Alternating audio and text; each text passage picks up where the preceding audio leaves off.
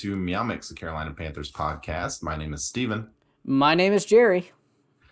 And we are here to recap the Week 1 game against the Cleveland Browns. The Carolina Panthers unfortunately lose a heartbreaker 26-24 to the Cleveland Browns. I was going to say, you misspoke. Yeah. Didn't play the Browns. The refs won this game for them.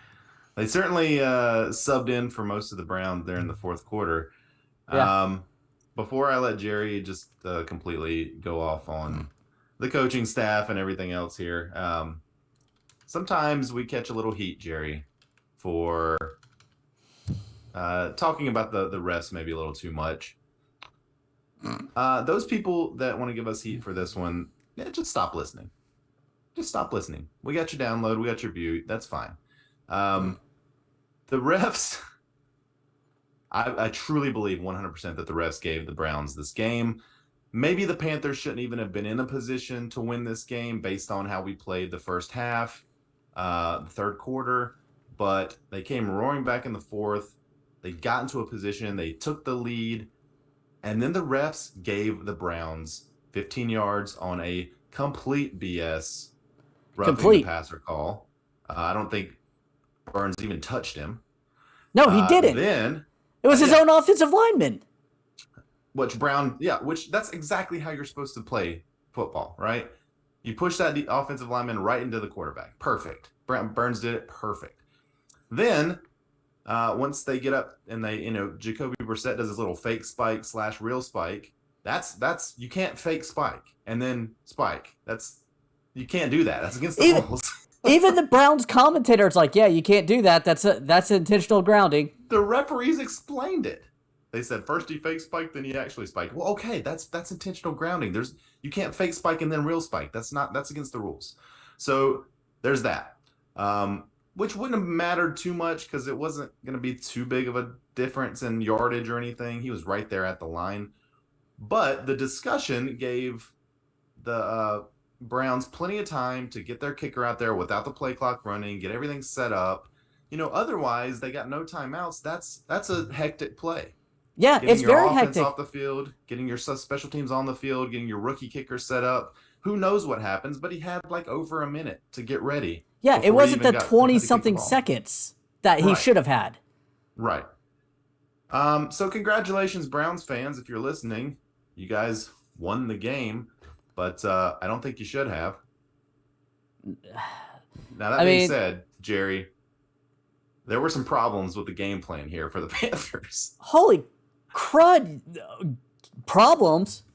21 passes to 4 run plays in the first half. Let that sink in. Ike Ekwonu, our rookie left tackle, was facing probably one of the best rushing pass rushers in the league. And you just left him on the island. Mm-hmm. And you kept passing. It wasn't working. But you know what you'd want to do? We're going to keep throwing the ball. Yeah, they may have started loading the boxes early, but you know what you do? You run the ball. You run some play action. You bootleg around a little bit. You keep trying to make them guess. This looked like Joe Brady at the beginning of the game, calling the plays. It was really weird. The first series is pass, and all short passes. I get they're trying to get Baker into a rhythm. I understand that. But you got CMC back healthy for the first time in a while. Let him go out there. Let the whole offensive line, let everybody kind of get some game under their belt here. Run the ball a couple of times. Get everybody ready to go. It's so frustrating. So frustrating. And then they just kept doing it over and over and over again. Every series was just pass. And sometimes they made good passes, but we talked about in our preview, the Cleveland's defensive line is good. They were able to get to the quarterback. Icky is a rookie. There are going to be growing pains. Pass protection was his flaw. And he's facing, as you said, one of the premier pass rushers in the league. You got to help him out by running the ball, by rolling Baker out to the other side, which I don't think they did maybe 3 times the whole game, by sliding a tight end over. Do something. Yeah, and not only that, Their defensive tackles are all new this year. They're weak. Mm-hmm. They're not the strongest of the bunch. Yet you did not go after them until late in the game. It was just... I thought Ben McAdoo was supposed to be different, but this Good. looked like a Joe Brady offense in the first half. It was like, what are you doing, man? Don't outsmart yourself. You have a premier running back. Let's get him the ball. Let's get him downfield. Let's get Cleveland in this thought of, hey, let's stop the run, and then you do some play action. Yeah. Run straight at Garrett. I also want to talk about, and we're going to get into our key plays and everything here in a few minutes, but I wanted to talk about the last Panthers offensive possession where they moved down the field really quickly, got into field goal range really quickly. Knowing Cleveland still had 3 timeouts, the plan was just to run the ball 3 times in a row. I guess run the ball 3. I don't know what that first play was supposed to be because it was another fumbled exchange between the center and Baker, which I thought right before that play happened, I was like, God, I hope he doesn't fumble the snap. And then he did immediately. They got to work on that. But then it's just run play, and the timeout. And I was like, there's still over a minute left. They have this really good field goal kicker. And it was uninspired run plays. Let's be honest. Yeah, it was. There was nothing. They were not going to get the first down. No, they didn't try. Not with those plays. Their plan was to burn the timeouts from Cleveland, and that was their only plan, and then kick the field goal. If you'd have scored a touchdown there, I think we win the game, right? I don't expect Jacoby Brissett could drive them all the way down the field for a touchdown. They barely were able to get into field goal range with a little help from their friends. So that I had a big problem with the strategy there. I don't mind a run or two to make them burn that timeout. I don't mind even running 3 times. I do mind running up the middle 2 times. The fumble, you can't. That's gone. You fumbled the first one. Mm-hmm. End around with DJ Moore. Do a stretch play for Christian McCaffrey that eats up a little bit more play. Even a screen pass. Something. Yeah. Something to get them going. I mean, Shi Smith end around. Something. I just don't understand why run up the middle. I mean, I know I just said that was the weaker part of the defense, but when you're on 3rd and 8, run up the middle is not probably going to get it most times. Just saying it when they're expecting. And look at, we scored 17 points in the 4th quarter. That defense is gassed. Our offense is finally putting things together. Throw the ball into the end zone. Try to score. Don't play scared. We had another example of Matt Rule playing scared at the end of the first half. Right? Yeah. Where the Browns line up to go for it on, was it 4th and 7 or something, within field goal range. Maybe they would have kicked it. Maybe they wouldn't have. I don't know. But Matt Rule is like so terrified that they're going to score a touchdown. He calls a timeout. Stefanski runs the field goal team out there instead, kicks the field goal. The Browns win by 2 points. That's your field goal right there. Yeah. If they go for it and they miss, they don't get the touchdown, who knows? I'm going to play devil's advocate for a second. The only reason why I think that timeout should have been called is because he felt like they had a mismatch. If he felt there was a mismatch, he needs to call the timeout. I don't know why he called the timeout, so I am going to give him a slight... You're giving Matt Rule the benefit of the doubt, Jerry. I am giving them the benefit of the doubt. That? No, he has not. But okay. I'm just saying that there is an argument to be made if that he didn't like the matchups and he called the timeout. Now, if he says, well, the correct thing is call a timeout and let them think about it, then yeah, that's playing yellow. I mean, he's not going to say that, but I truly believe that's what it was. I truly believe he was scared. He did not want them to score a touchdown, and he called a timeout. And can you please stop making me defend Matt Rule? That I don't like that. It feels dirty. Hey, I was as surprised as anyone that you did that. I just wanted defending him. All right. Well, all right. So for the new listeners, usually we will go through 3 or 4 key plays of the game that we think contributed to the win or loss, depending on what happens. So Jerry, kick us off with the first key play here. 3rd and 10 at Carolina's 20-yard line in the second quarter. Baker Mayfield pass deep middle intended for Shi Smith, intercepted by Delpit, and he ran it back to the Carolina 42. I mean, it was a horrible pass. It was a first down if he would have actually connected with Shi Smith. Yeah, he was Smith's wide open. Yeah. wide open. I mean, and then you never know what he could do with the ball in his hands, which another thing I was kind of disappointed. I didn't really see them go to him very much. But Yeah, not a super surprise to me that they didn't go to him a lot. I mean, he's your third, fourth receiver. Like, he's not gonna. I didn't see Higgins out there at all. I don't even know if he played. Yeah. I don't. I know. I haven't looked at the box score yet. But I don't know. I don't think he caught a ball. Yeah, that was just a bad pass, and then it sets up Cleveland's first touchdown. They score on their next possession there, or on that. Yeah, possession. and that pass interference in the end zone, I want to tag this as CJ Henderson. Yeah. All you had to do was turn your head around. You turn your head around, that's an interception for us. Even if you still bump into the guy, you're turning your head around. That's like, That's and that touchdown doesn't happen. Yeah. They teach that the first day of Pee Wee football. Turn your head around. Our strength of our defense is our secondary, supposedly. J.C. Horn, 2 holding penalties, gave them 2 first downs, critical first downs. That penalty gave them that touchdown because once you're on the 1 yard line with Nick Chubb, they're going to score. I mean, that's. Yeah. So, secondary, shape up. Xavier Woods is the person I'm going to leave out because I felt like he had a great game. Even he had a rough penalty, I think, kind of first, second quarter. He had one that was pretty dumb. But yeah, I mean, not inspired football there. I do think that the coverage was pretty good most of the day. A couple of slip ups here and there that Jacoby did not take advantage of because he's Jacoby Brissett. But overall, I thought, especially in the second half, they tightened up pretty well. Our second key play here, 3rd and 5 at the Cleveland 7. In the fourth quarter, Baker Mayfield, this is kind of the beginning of the comeback. Baker scrambles up the middle for 7 yards for that touchdown. Really nice job by Baker recognizing the miles of green in front of him that he could easily run in the touchdown there. Nobody even got close to him. That began the comeback. Yeah, I was like yelling, run it. Like, I know it's 3rd down, but you have that first. Yeah. Didn't know if he could have got all the way, but at that point, I knew he had the first if he just ran it. Yeah, right.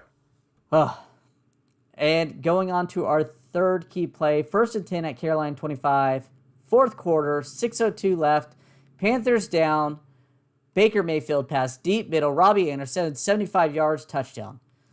It was beautiful. This was This is what this team has missed for years. 4 years. Granted, it's a miscommunication by the Browns. They blew coverage.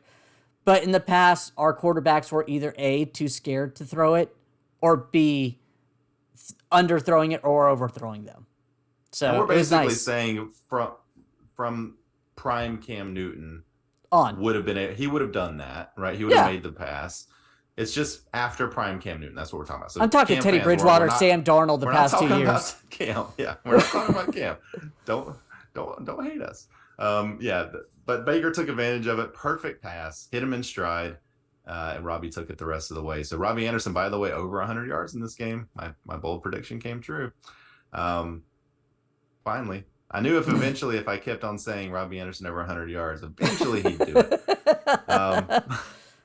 So yeah, that gets us into range there, and a couple of drives later, the Panthers go up 24-23, or 24-23 on a Pinheiro field goal. By the way, good job on him today. Hats off. Out of bounds on a kickoff, living up to that number 4 jersey, unfortunately there.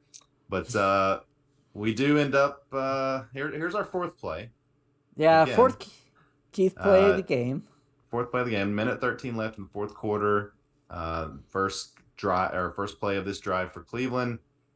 Jacoby Brissett incomplete pass to Jonathan People-Jones.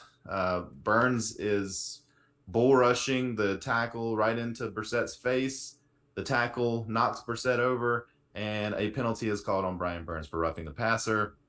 Everyone in the stadium, including the announcers, think it's BS. Obviously, that's not something that can be challenged for some reason. Why would you call that? at that part of the game, it's questionable at best. It's not an obvious roughing the No, passer. Why would you even call it? I don't know. I have no clue. Even if he did hit his helmet like with his arm or something, Mm-hmm. didn't look bad at all. If he grazed his helmet while he hit his arm. So Yeah.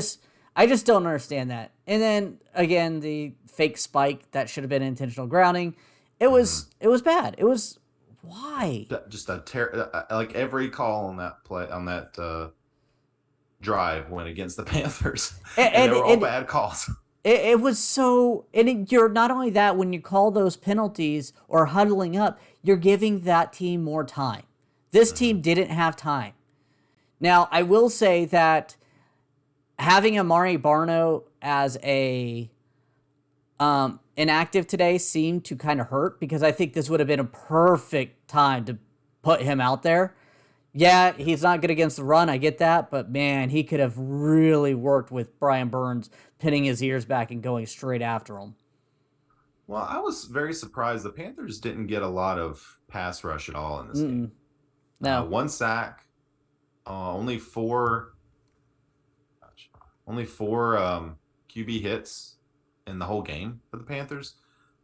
You need guys like Barno that can get to the quarterback out there.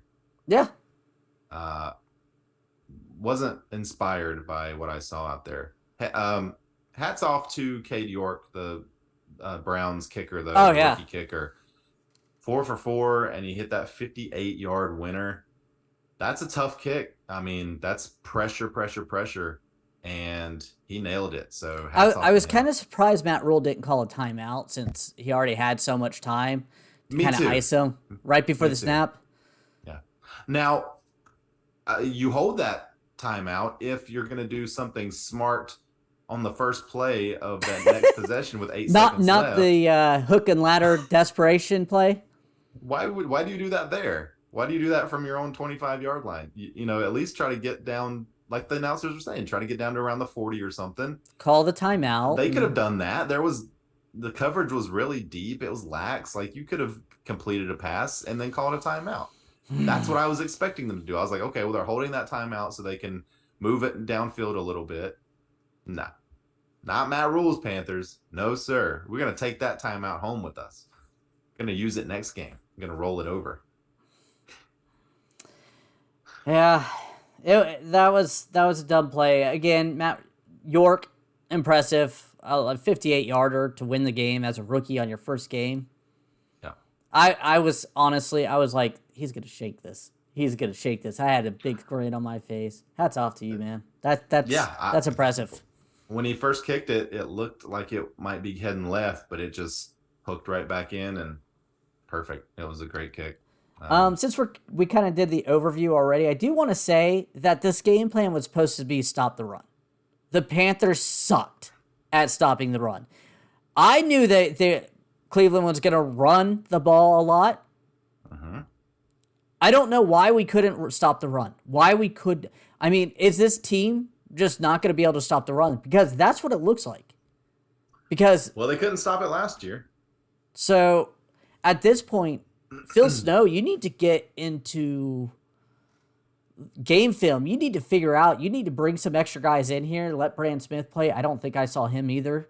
You have to get somebody out there, because A, they were running down our throats and just constantly getting yardage. B, there was just missed tackle after missed tackle.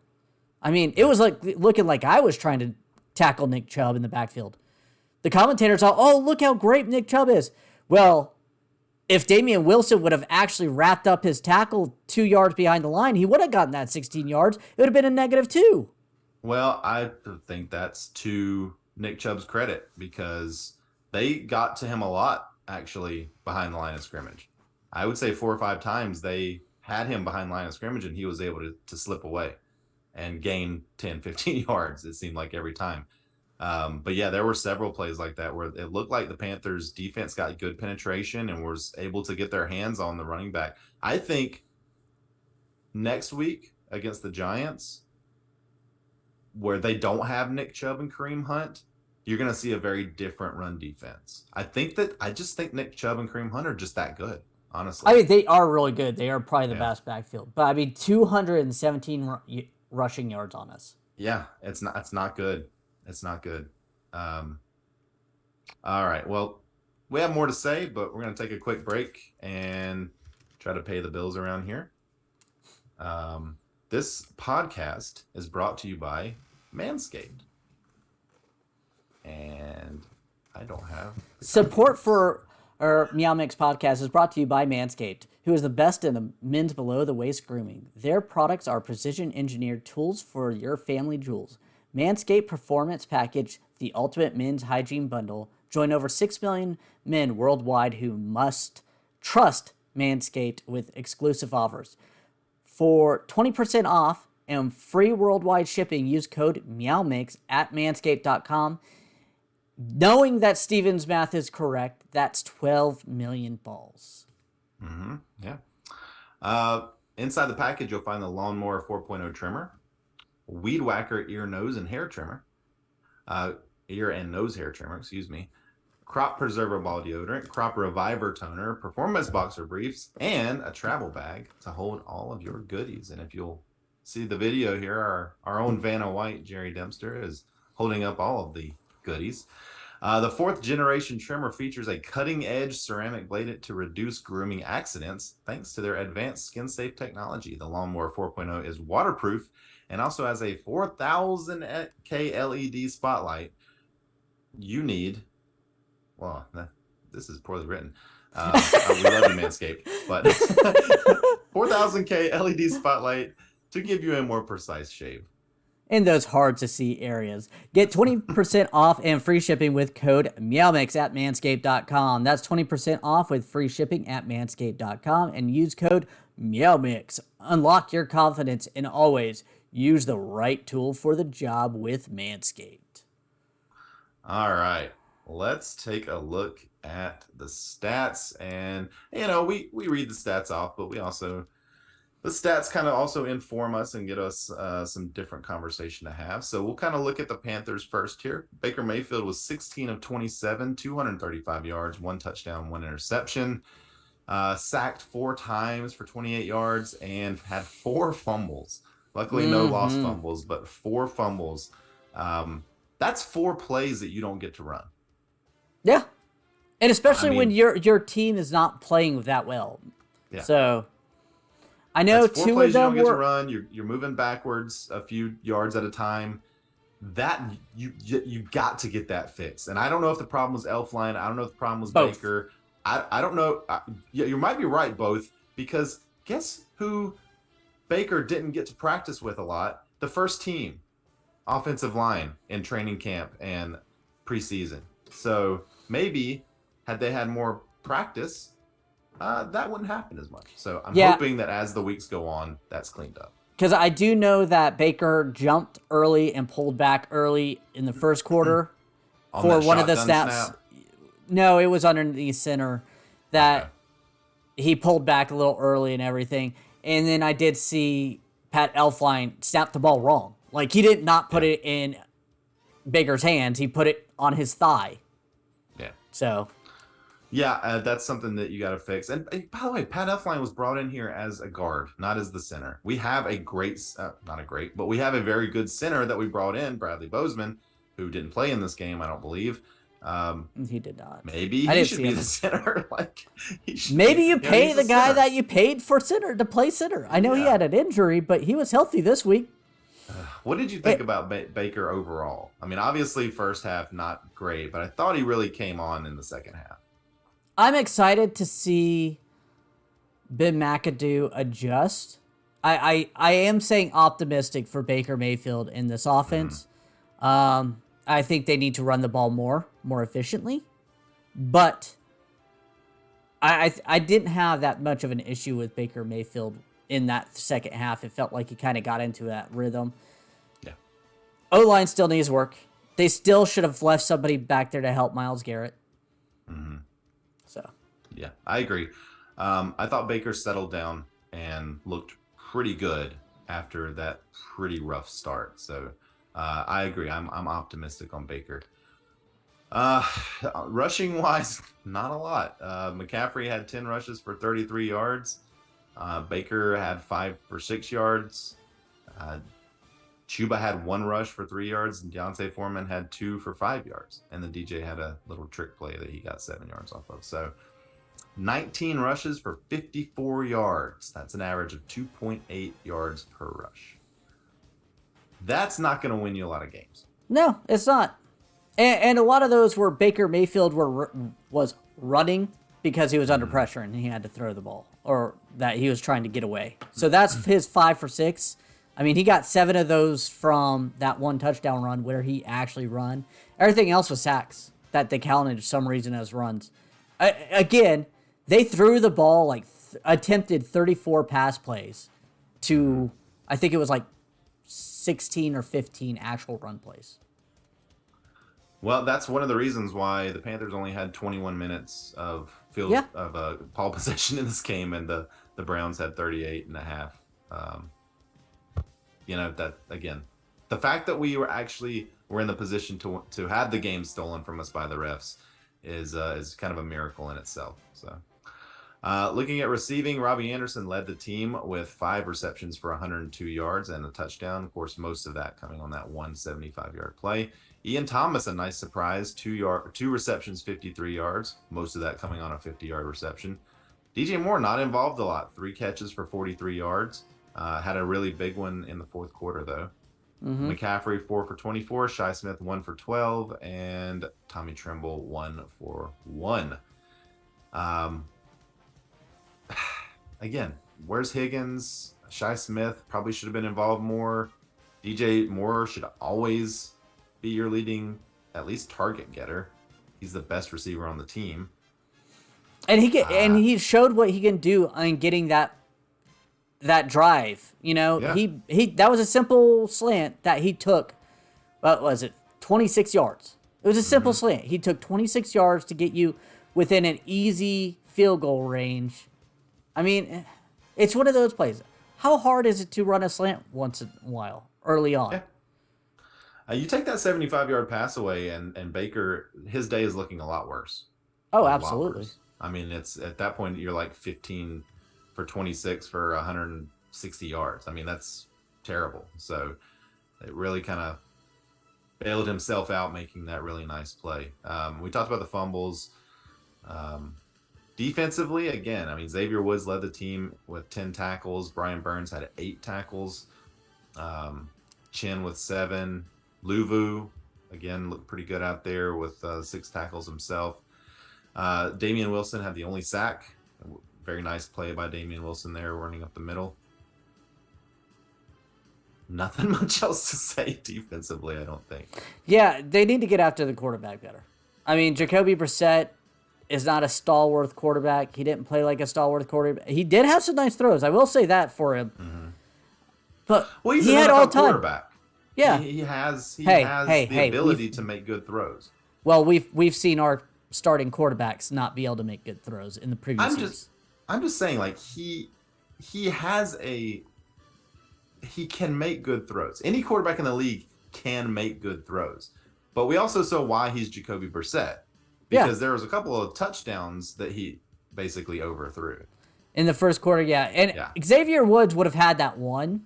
I think it was to the run back, and I think he actually kind of helped slow down the receiver because the receiver kind of pulled back a little bit because Xavier Woods was about to clock him if he would have kept running full speed. Are you talking about the one where on the Kareem Hunt running down the sideline? I think so, yeah. Okay. Where Shaq Thompson just basically stood there while Hunt ran at him, and then Hunt just went right past him. I didn't really understand that. Shaq won for... Yeah, go ahead. Sorry, Shaq, but come on, man. I know you didn't play in the preseason. You didn't really practice that much. But you're supposed to be our main guy back there, and I didn't even really see him except blowing a tackle or two. I was like, oh. Yeah, not a good day for Shaq. Pinheiro was 1 for 1 on field goals, 3 for 3 on extra points. Thought he did fine.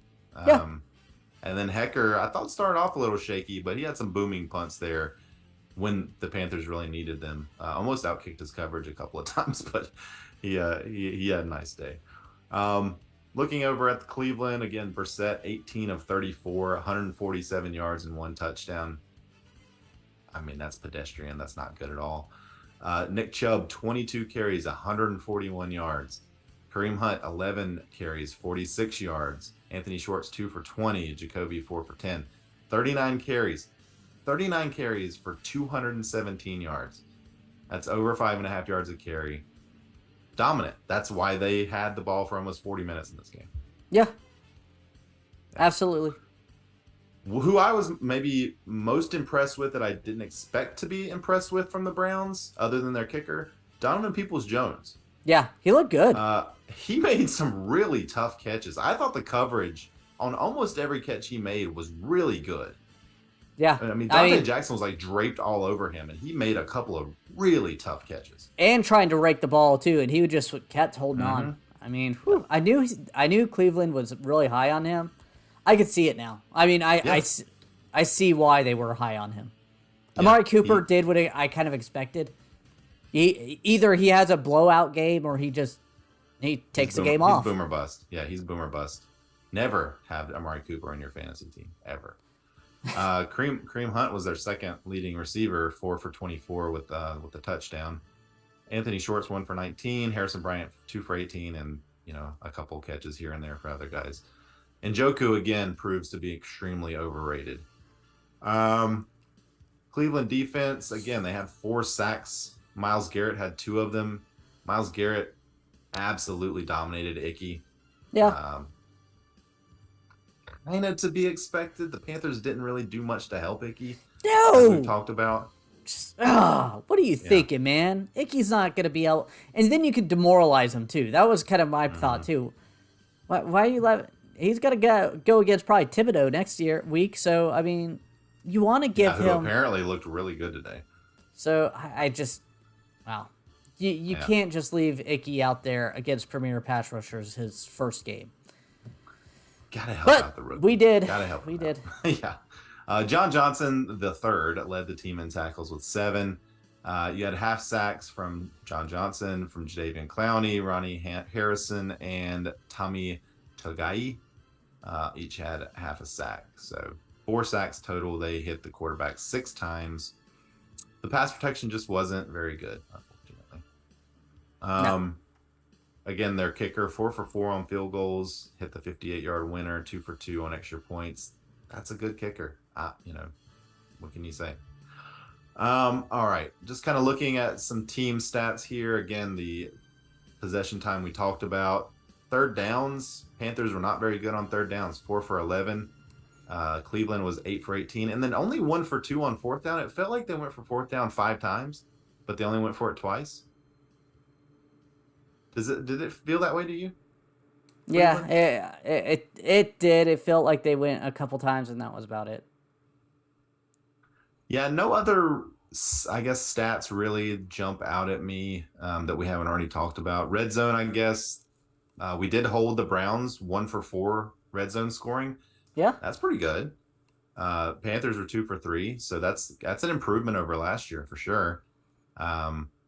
Yeah, I think the game plan moving forward is just run the ball more, especially early in the game for the Panthers. Get CMC more involved. I mean, I understand you want to keep him healthy. But this healthy isn't going to help the team win. Yeah. Doing this every week.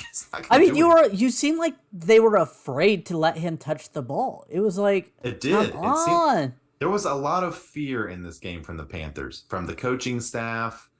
Well, specifically from the coaching staff. I don't think the players didn't seem scared, but the coaching staff, plays they were calling, the substitutions, things like that, did not seem confident to me. Nope. And they looked, like you said, scared coaching. And like you said, I'm kind of curious if maybe that changes due to the hot seat heating up. So I hope so. I mean, I feel like that's what happened with Rivera that one year where he started going for it on fourth down all the time. Like, I think he felt like his job was in jeopardy and he needed to do something different. Well, Matt Rule, your job is in jeopardy, man. You need to do something different. And losing to a Deshaun Watson-less Browns team opening week and looking pathetic, pure pathetic in the first half, like you didn't coach at all this week. The only positive I have for coaching wise is I finally saw some adjustments on offense that made a difference. Yeah, the fourth quarter, the third quarter wasn't very good, but the fourth quarter they absolutely outplayed Cleveland completely. Second half altogether, they won 17-9. So unfortunately, that last field goal, kind of ruined the comeback party. But yeah, I would say I'm coming away from this game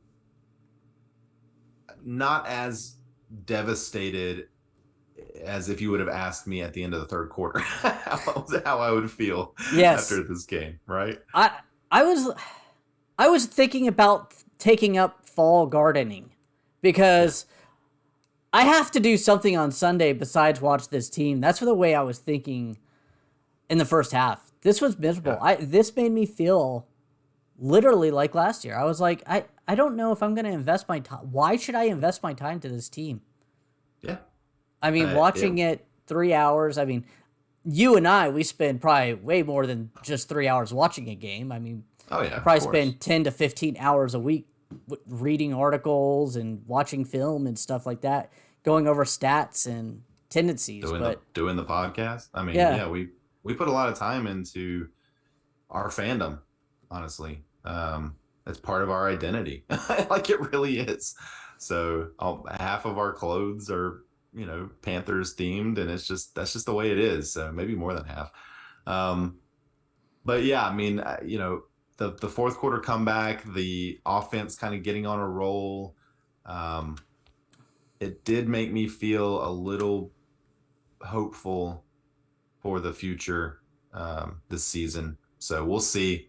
I expect the Panthers to win next week against the Giants, but I don't know. We'll see. So let's look at some of our, our recap here. Our beer bet of the week was CMC over under 150 total yards. Jerry, you went under.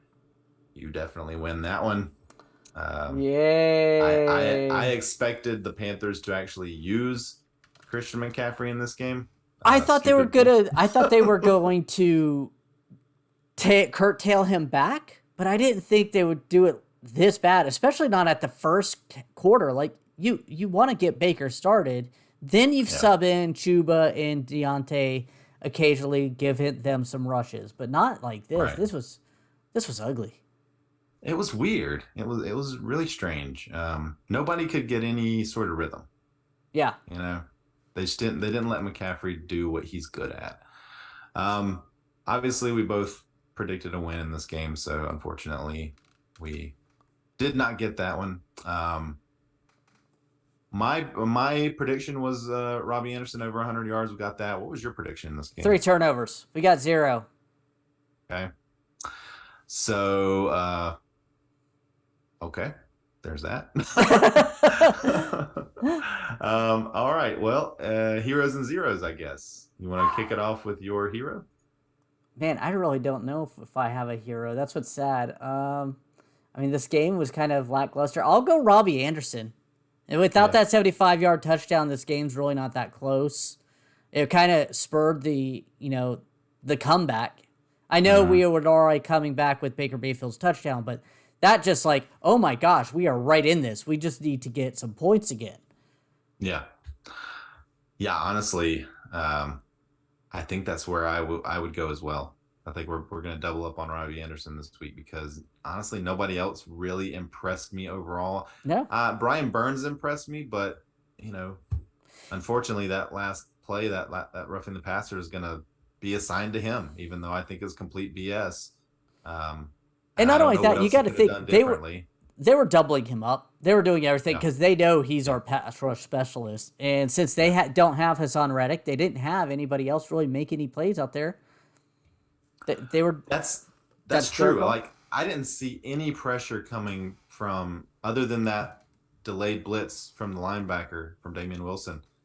I didn't really see any pressure from anybody other than Brian Burns out there. And maybe it happened and I just didn't see it. But I certainly didn't see Gross Matos getting anywhere close. I didn't see Harry Anderson get anywhere close. So yeah, it's that they got to. This is what we were concerned about, right? Was the ability to get to the quarterback with this defensive line that didn't seem to be any upgraded from last year, and it seems like that's the case. Zeros in this game. I mean, there's a lot to pick from. I'm going to go with, I guess, Ben McAdoo. I'm going to put the offensive game plan on him. It was absolutely terrible, especially in the first half. They couldn't get anything going. Yeah, 100%. And it seemed like it was bad play calling, too. It wasn't just the players not executing and Cleveland dominating. Right. Yeah, exactly. That's what I'm saying. Like, the game plan itself was bad. Yeah. And I am actually going to go on the other side and say Phil Snow, our run defense. Look at you. Look in the mirror. This was the weakness last year and the year before. You should have fixed it by now. Cleveland ran down our throws, averaged 5.6 yards per carry.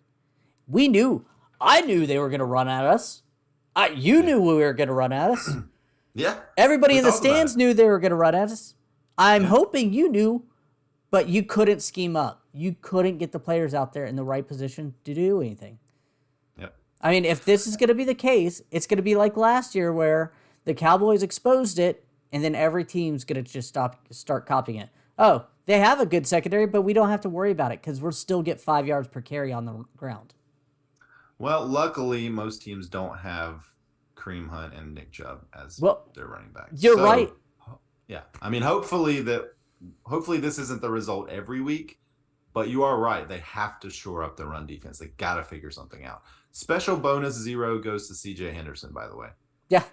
What are you doing, man? Like, you may have all the talent in the world, but I don't know if you've got it up here in terms of being able to make it work in the NFL. Because specifically that one play where you just clocked the guy way before the ball. I mean, you didn't even try to disguise it. You just took him down. Like, and tend to look at the ball and nothing. Like, it was terrible. Yeah. I mean, he really negated an interception. He could have had the interception himself. Yeah. And then that led to the first touchdown. I mean, this is another game that you can look back at the end of the season and say, hey, we should have won that one. The refs, a lot of stupid plays by players like CJ Henderson, a play here and there, but it's a loss. Yeah. So it's a loss, unfortunately. We'll look back on it at the end of the season and say they should have won, but they lost. So, all right. Any other thoughts before we take it away? I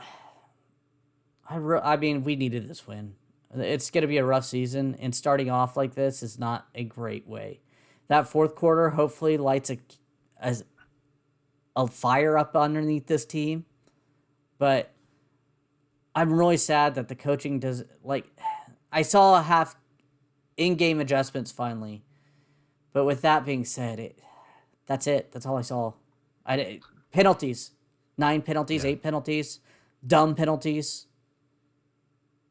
You got to take advantage of the winnable games, and this was definitely a winnable game when you're facing a quarterback like Jacoby Brissett. It's just not very good. This is a winnable game. They did not win it, so we're gonna wish we had this one. But all right, well, I think that's gonna do it, Jerry. Yep. We want to thank everyone for listening. If you like the show, please let your friends know. Please follow us on Twitter at MeowMix Podcast. If you have any questions or comments, you can email us at mailbag@meowmixpodcast.com. If you leave us a 5-star review on Apple Podcasts, we'll read your comment on the show. Please like and subscribe on YouTube. Oh, fingers crossed next week's better.